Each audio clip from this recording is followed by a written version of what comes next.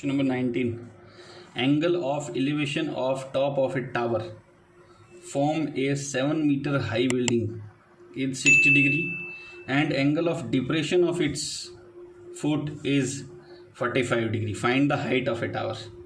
देखिए again same thing कि question के सॉल्यूशन के लिए डायग्राम का सही बनना जरूरी है, ठीक है ना।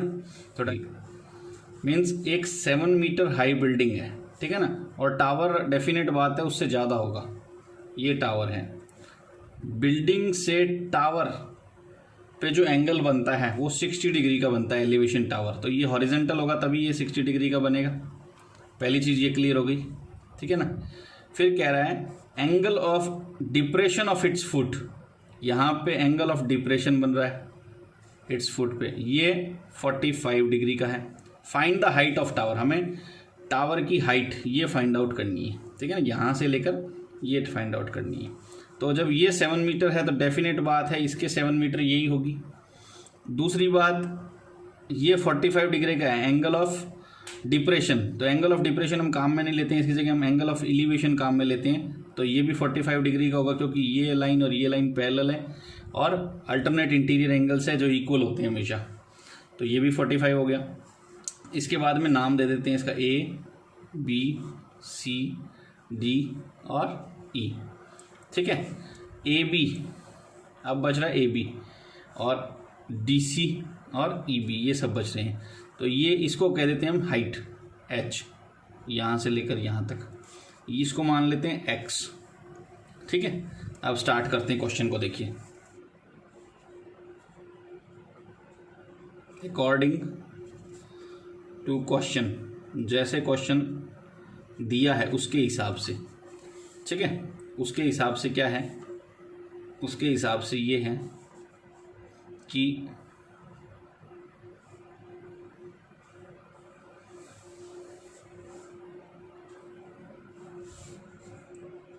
इन ट्रायंगल,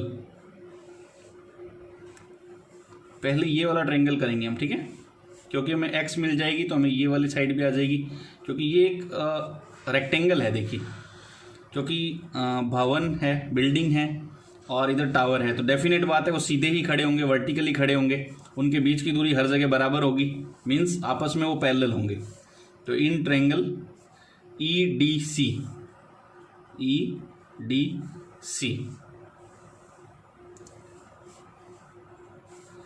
ये 45 डिग्री है, इसके सामने साइड ये परपेंडिकुलर हो गया और ये बेस हो गया। कितना है 10 45 degree equal perpendicular upon base, और परपेंडिकुलर क्या है ED upon DC।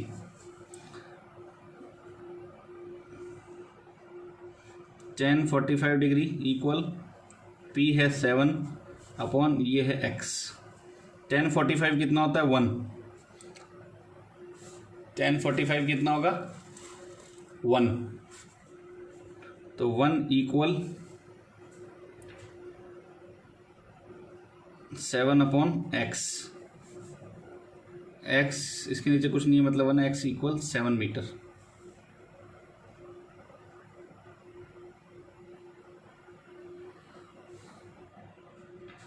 Bye cross multiply, x आ गई हमारे पास 7, तो ये x है, ये भी 7 ही होगी। सेकंड स्टेप कर लेते हैं इन ट्रायंगल ABE। देखिए इसमें ये यहाँ पर एंगल है तो परपेंडिकुलर ये हो गया 10 60 equal P upon B।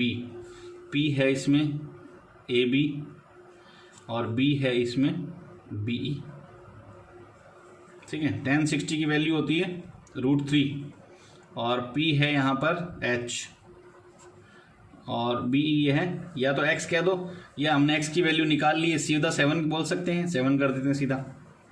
H equal 7√3, H equal 7√3, H equal 7 into √3 की वैल्यू 1.732, H इक्वल 7 2 14 का 4 1 कैरी 7 3 21, 21 और 1 22 का 2 कैरी, 7 7 49, 251 का 1 5 कैरी, 7 1 7 और 5 12, 1 2 3 के बाद डेसिमल, तो h इक्वल्स 12.124 मीटर। ठीक है, अब आ गया चाहिए आपको height, HEIGHT, height of A tower. तो हाइट ऑफ टावर क्या थी, CB प्लस BA, यानी ये और ये, तो 7 मीटर तो पहले से दी हुई थी और प्लस BA आ गई, यानी H 12.124 meter answer. Clear. Question number 20, from the top of a hill in east side at 2 points of angle of depression are 30 degree and 45 degree. Solution, ये हिल का टॉप है, हिल वैसे ऐसे होती है, एक इधर भी होगी और इधर भी होगी, तो हम इधर एक साइड ही बात करेंगे ये। ठीक है, ये हिल का एक पॉइंट है, ये हिल का दूसरा पॉइंट है, 2 पॉइंट कह रहा है ये। From the top of a hill in east side at 2 points of angle of depression are 30 degree and 45 degree. देखिए क्या कह रहा है, angle of depression means horizontal line है यहाँ पर। ठीक है, तो दूर वाला एंगल हमेशा कम होगा, मैं फिर बता चुका हूँ आपको। ठीक है ना, ये हो गया 30 डिग्री और ये हो गया 45 डिग्री। ठीक है, ये लाइन खींच लेते हैं, ये डायग्राम बन गया हमारा, ये 90 डिग्री, ये A, ये B, ये C, ये D, इसको E मान लेते हैं, चलिए। ठीक है, ये कह रहा है, फिर कह रहा है if distance between 2 points is 1 kilometre, इन दोनों पॉइंट्स, एक और एक 2 पॉइंट्स की डिस्टेंस कितनी है, 1 किलोमीटर है। ये हमें दी भी नहीं है, इसको x मान लेते हैं, और ये हमें फाइंड आउट करनी है h। इसका कोई रोल नहीं है, सिर्फ हिल के लिए मैंने बताया कि ऐसी हिल होती है। ठीक है, इसका कोई रोल नहीं। ये डायग्राम हो गया यहाँ से लेकर यहाँ तक। अब देखिए एक चीज़, ये चीज़ कि ये एंगल ऑफ डिप्रेशन है, हमें एंगल ऑफ एलिवेशन यूज़ करना है, तो ये 30 डिग्री है, तो ये भी कितना होगा 30 डिग्री। ये 45 है, तो ये भी कितना होगा 45।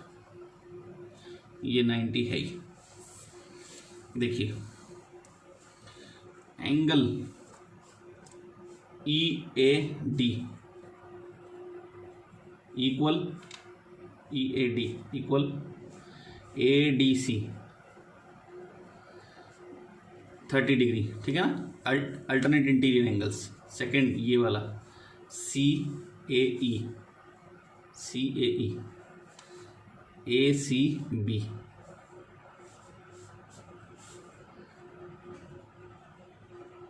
ये हो गया 45 डिग्री। ये भी है अल्टरनेट इंटीरियर एंगल्स। चलिए इन ट्रायंगल, पहले ये वाला ट्रायंगल सॉल्व करते हैं, ABC। देखिए मैं बता चुका हूं आपको कि 45 डिग्री का एंगल दिया हुआ है, थीटा मतलब x और h हमेशा बराबर होगा, बेस और परपेंडिकुलर हमेशा बराबर होगा। तो ये परपेंडिकुलर है, ये बेस है, 10 थीटा की वैल्यू 45 इक्वल P/B। 10 45 की वैल्यू कितनी होती है 1 इक्वल P, यहाँ पर क्या है h और B क्या है x, 1 x equal h bye cross multiply और इक्वेशन नंबर 1 आप कह सकते हैं। दूसरा ट्रायंगल ABD, 10 की वैल्यू कितनी है 30, P/B। 10 30 की वैल्यू होती है 1√3 इक्वल P कितना है h और B कितना है, ये देखिए टोटल कंप्लीट कितना हो गया, ये x प्लस 1 क्रॉस मल्टीप्लाई कर लेते हैं।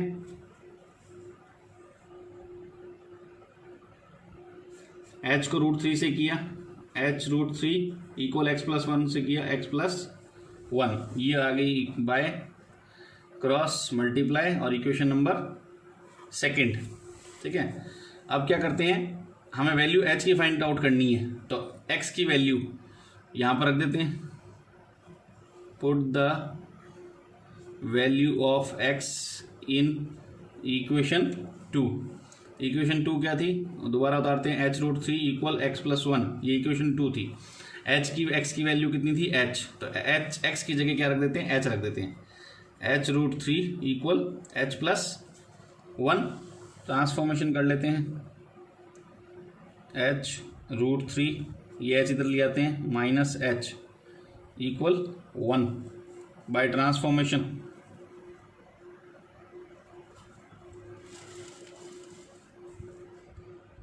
h कॉमन लिया, क्या बचेगा, √3 माइनस 1 इक्वल 1, h की वैल्यू 1 अपॉन, ये मल्टीप्लाई में है, डिवाइड में ले जाते हैं, √3 माइनस 1।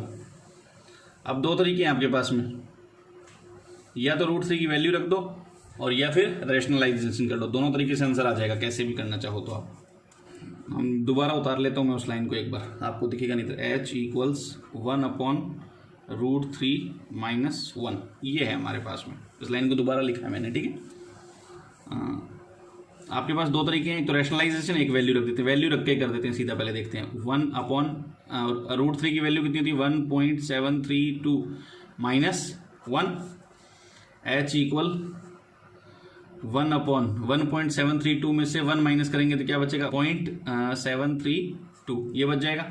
पॉइंट को हटाएंगे तो क्या आएगा, 3 डेसिमल है, 3 से मल्टीप्लाई कर देंगे, ये हो जाएगा 1000, 1 इंटू 1000 हो जाएगा, 1000 अपॉन 732, h इक्वल, इसको इससे डिवाइड करके देख लेना, आंसर आपका आ जाएगा 1.366 किलोमीटर,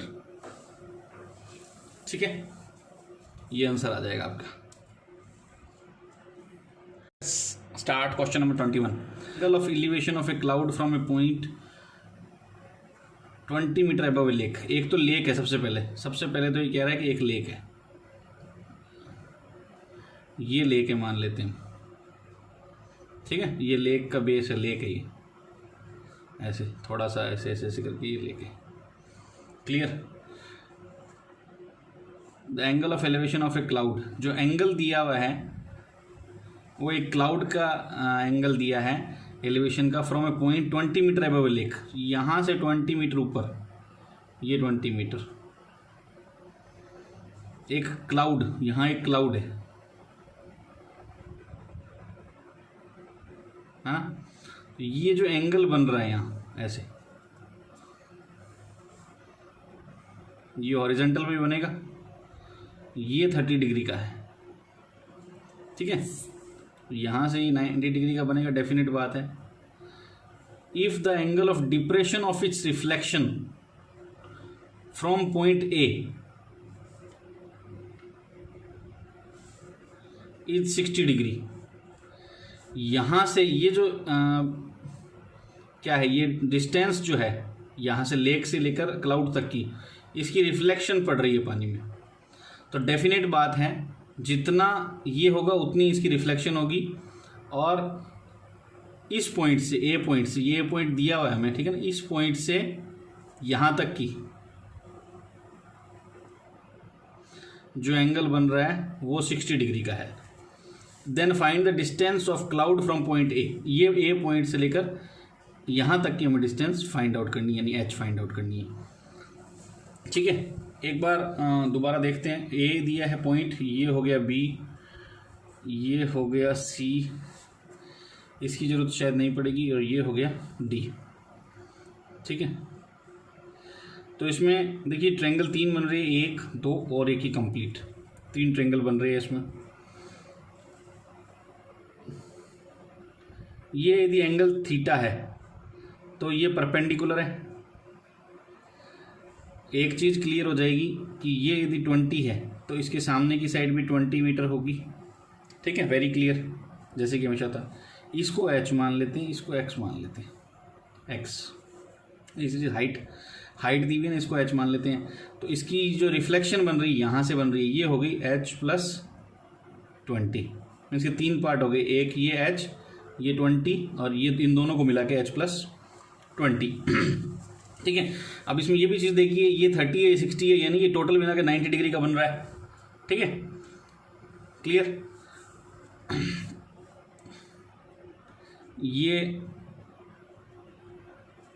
90 डिग्री का है ही। साइन 30 से स्टार्ट करते हैं, साइन 30 से।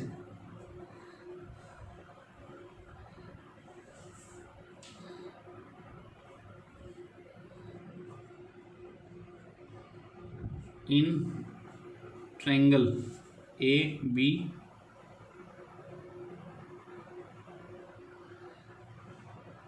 सी है नहीं, C, in triangle A B C sine 30 is equal to, sine क्या है, परपेंडिकुलर अपॉन हाइपोटेन्यूस। याद नहीं होता है, यदि भूल जाते हो तो देखो याद कर लिया करो। पंडित बद्री प्रसाद हर हर बोले मीन्स हमें परपेंडिकुलर अपॉन हाइपोटेन्स साइन के करना है, साइन 30 का परपेंडिकुलर अपॉन हाइपोटेन्स। देखिए और इसमें थोड़ा सा क्लियर कर लेते हैं, परपेंडिकुलर कौन सा है, इसके सामने ये है बी सी, और हाइपोटेन्स कौन सा है, ये है ए बी। ठीक है, चलिए साइन 30 की वैल्यू होती है 1/2 इक्वल परपेंडिकुलर कितना है h और हाइपोटेन्स कितना है x।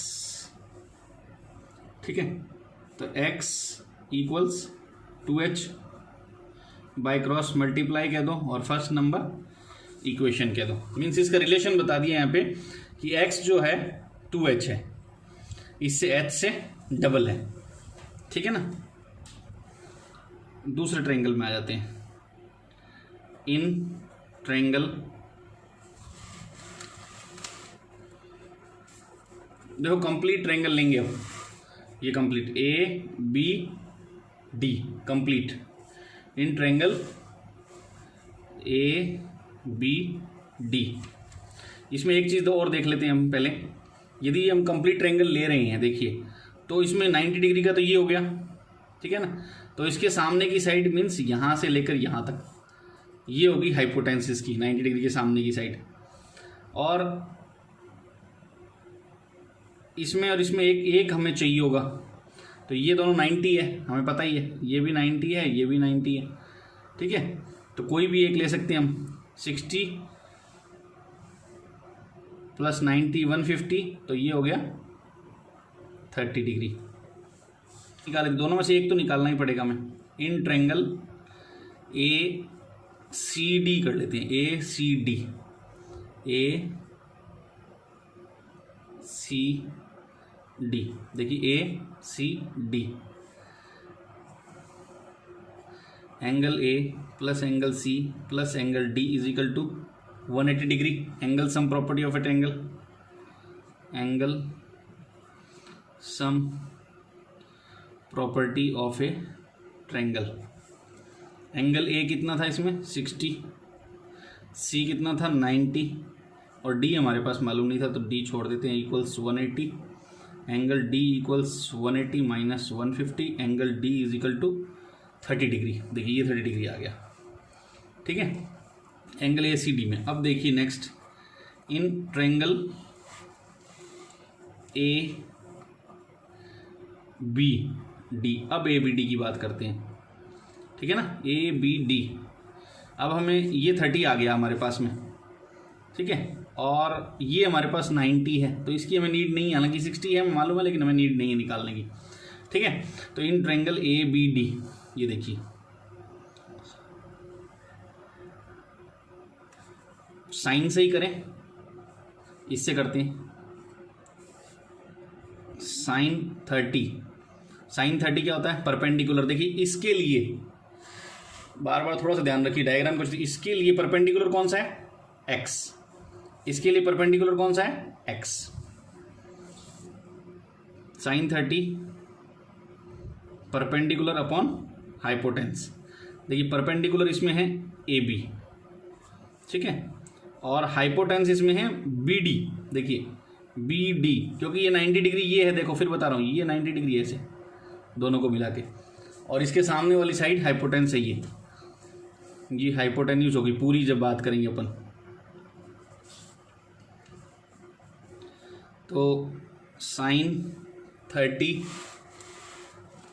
इक्वल परपेंडिकुलर है x और बी डी देखो कितना है, बी डी अच्छी तरह से देख लो, इस डायग्राम में दिया हुआ है देखो। फिर तो एच, अब एक ही चीज़ दिख सकती है आपको एक टाइम, या तो लिखा हुआ या फिर डायग्राम।